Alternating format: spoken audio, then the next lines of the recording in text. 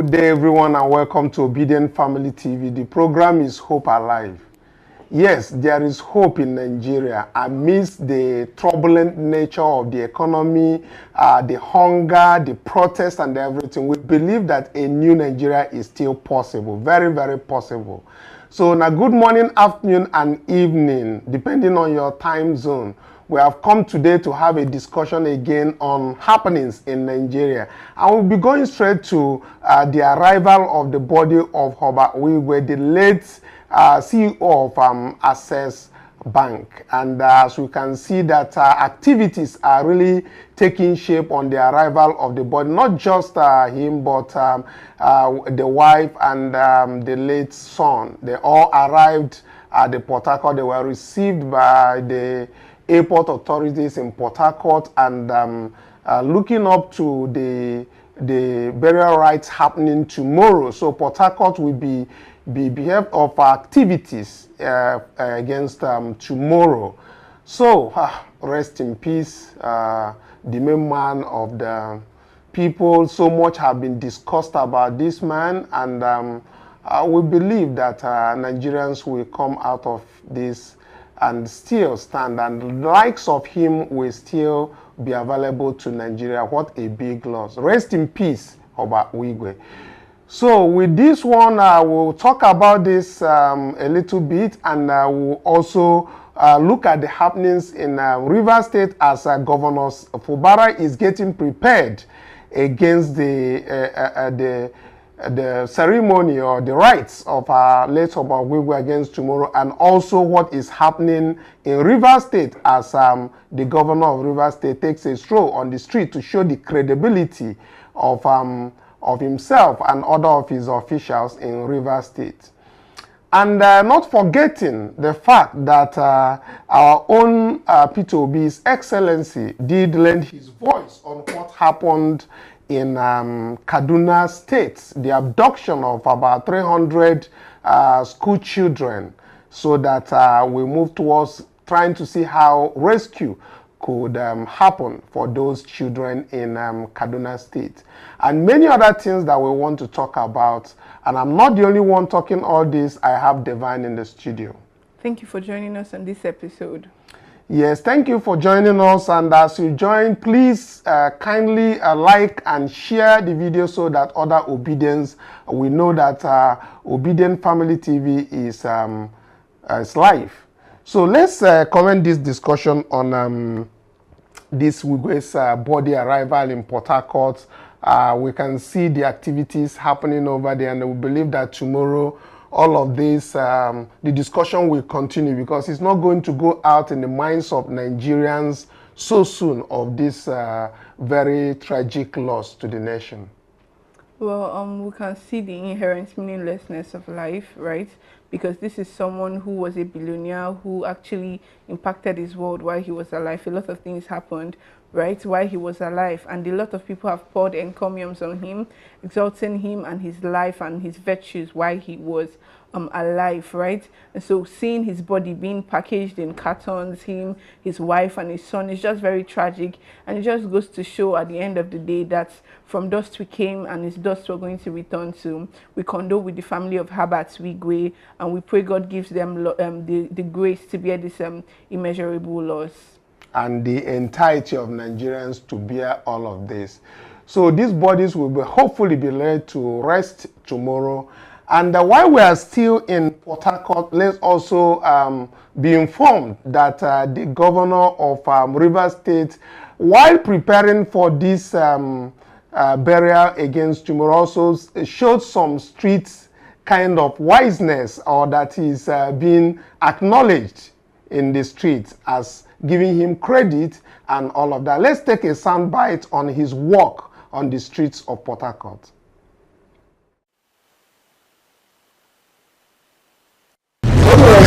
Good day, sir.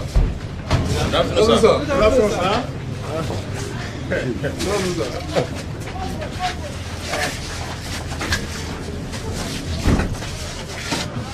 What are you? This afternoon, now you sell it.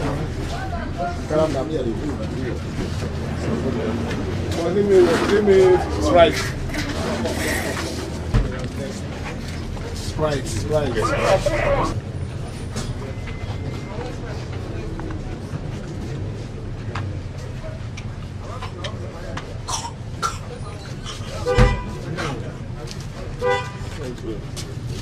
Okay. Not free.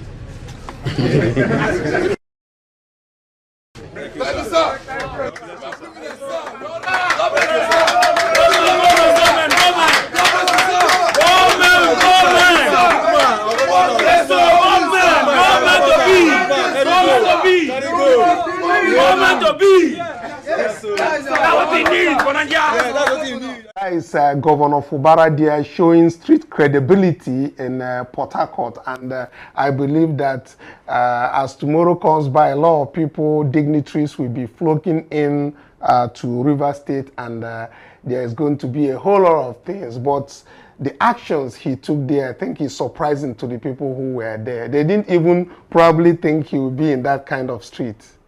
Well, I think like we rightly said, he was just displaying his street credibility, and it's just good to see that, I mean, he's accepted among his people, right? And really, we're just looking forward to see how the whole thing, the whole politics in River State gets to play and what happens at the end of the day. We pray for peace and stability in River State. Yes, and still on that region, let's also take a look at the Ijaw Youth Council threatening the murder of all protests around that region, threatening to shut down the crude oil production and shutting down the region entirely because of neglect.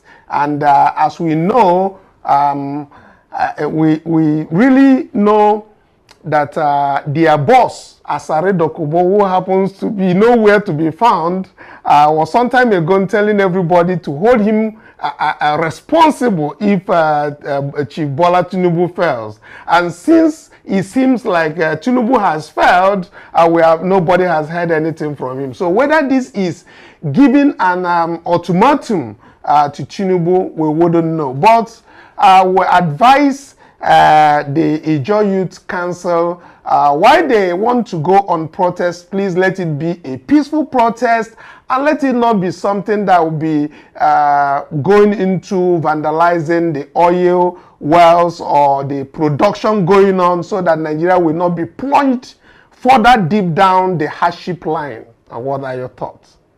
Well, speaking of the protests, we can tell that these people have had it up to their neck with the hardship, and that is why they are, discussing on ways to go on what they tagged the murder of all protests. And to be honest, this will not be the first time people are coming out to warn of a huge protest. I just hope that it actually bears fruit.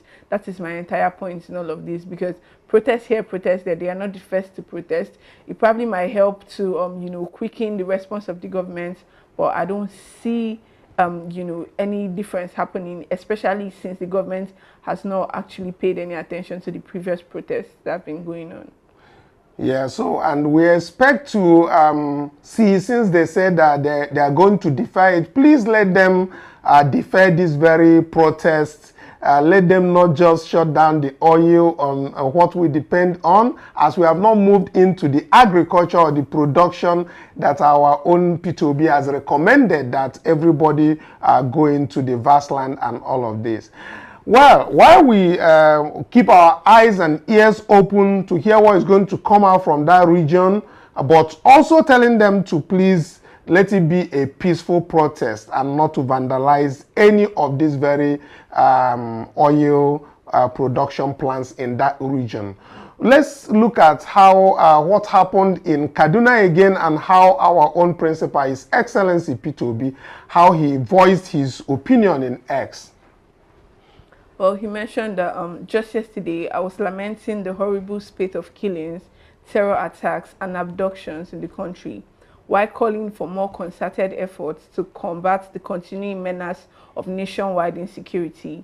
We are again confronted with the ugly news of the abduction of over 200 pupils and students, plus a teacher of local primary and junior secondary schools in Kuriga, Chikun local government area of Kaduna State.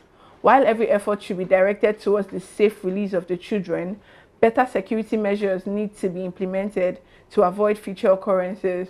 While insecurity has continued to bear down on every sector of our national existence, its negative impact on education will be more devastating for the nation. We are already contending with an army of over 18 million out-of-school children arising from the closure of schools due to insecurity.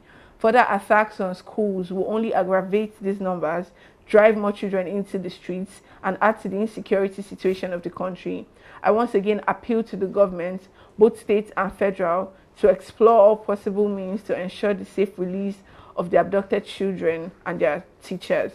I urge every Nigerian to continue to work and pray for the nation so that we can collectively conquer these unusual challenges. We must ensure that every Nigerian child can pursue their dreams and aspirations in a safe and secure nation.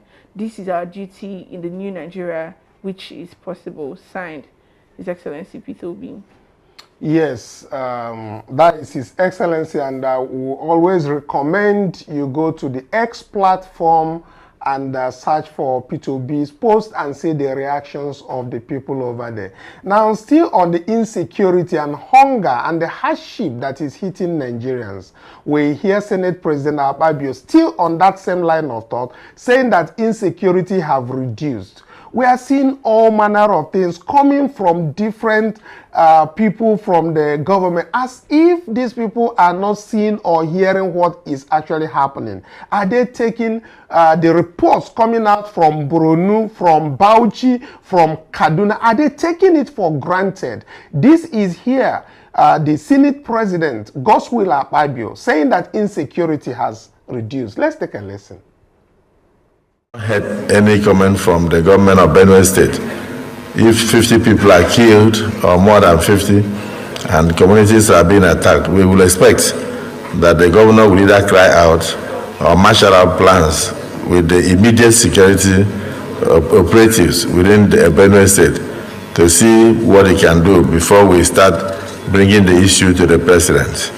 And I want to also assure you that President Bola Ahmed Tinubu, though he has not stayed long in office, is very concerned and supportive of the armed forces. And by the time the Senate meets with him, in conjunction with the House of Representatives, I believe that the resolutions that will come out with will benefit the entire country. It's a fact that, yes, since his assumption of duties, insecurity has abated. Major attacks are no longer taking place, but this one is just an aberration. And it will be brought to an end. So we have heard about this directly from Akpabio, and it's very really disturbing coming from people in this high level of office, the number 3rd man in the country saying that insecurity have reduced.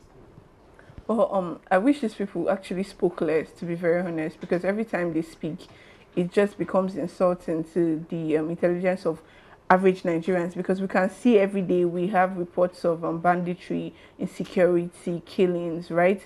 And then having this man come out to act like it is not serious, or maybe he's so out of touch with the reality of the common man in Nigeria, to actually say it has reduced drastically.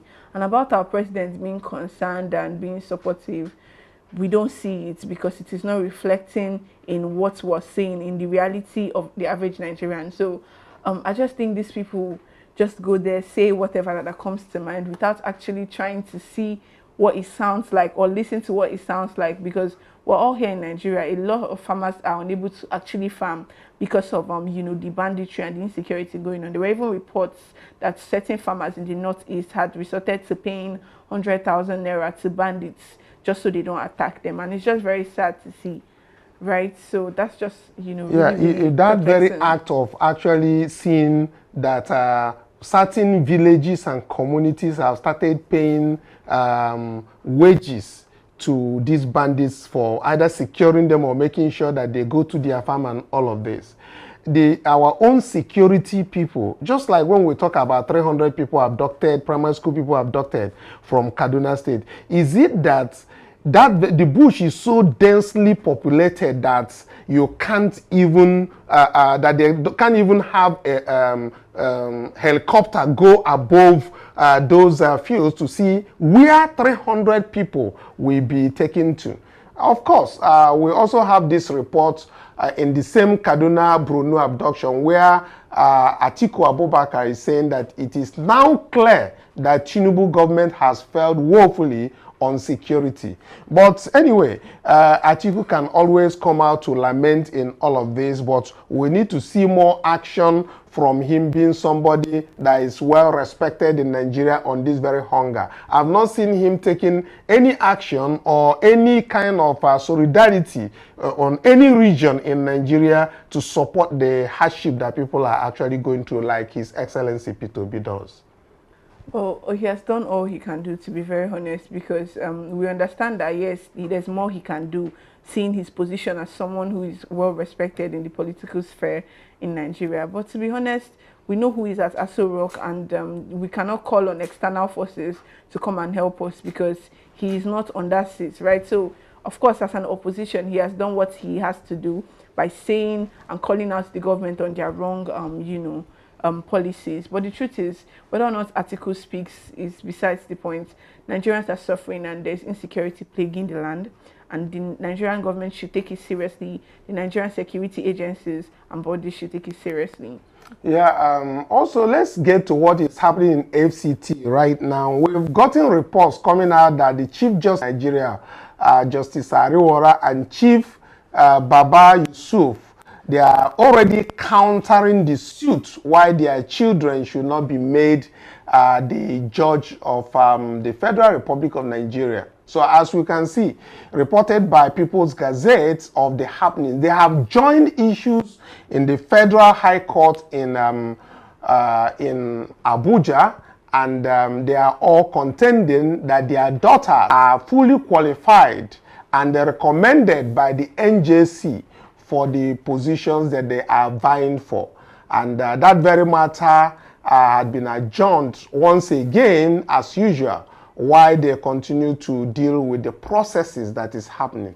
Do you think that the Chief Justice of Nigeria and the Chief Justice of FCT or the Baba Yusuf, they should all please tell their daughters or their sons to stay aside while this very matter is done? Or do you think they should go ahead to position them and inaugurate them as Chief Justice? That's what I'm asking the audience. You can go to comment section, tell us what you think about this particular issue, because it has been lingering for some time now. We have the Chief Justice of Nigeria, his nephew, his son, and everybody around him has, become either judge or Auditor General of the NJC, and he happens to be the overall chairman of the Nigerian Judicial Council. So please feel free, if you feel that if their children are fully qualified to be made judges in the Federal Republic of Nigeria, please feel free to go to the comment section and tell us. And if not, let them hold on while this matter is pending, as the court puts it.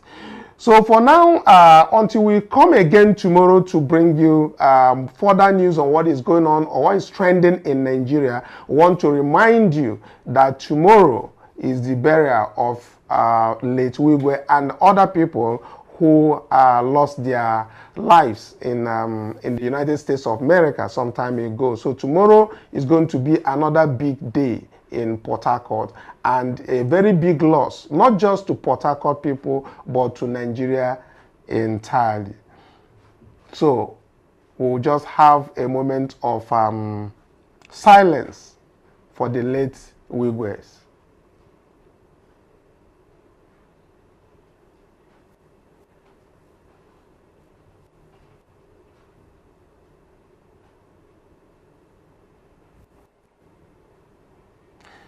May the souls of the late departed rest in peace. Amen. Thank you for today. Until tomorrow when we come your way again. Bye for now. Which job? Which job you won't buy? Which job is that? Which job? We don't open my bar, begin the talk. Which job? It's not the public building. What they talk about? Not the public building. It's not a public building. Is it not a public building? What is he talking about? Which EFCC? Which job? You know, they do wait corrupt people there outside. You already obsessed. We dey pass, you know, they look for our trouble. We dey pass. We got to be obsessed with the position. We dey pass with the oppression. People not to pass. Which country is that? What's the concern you with us? We dey pass. We enter on our office. They don't call you to buy. Never even. Are you forgetting that you're professional? You are not professional at all. No, that's wrong what you were saying. Start harassing people because you carry gun. He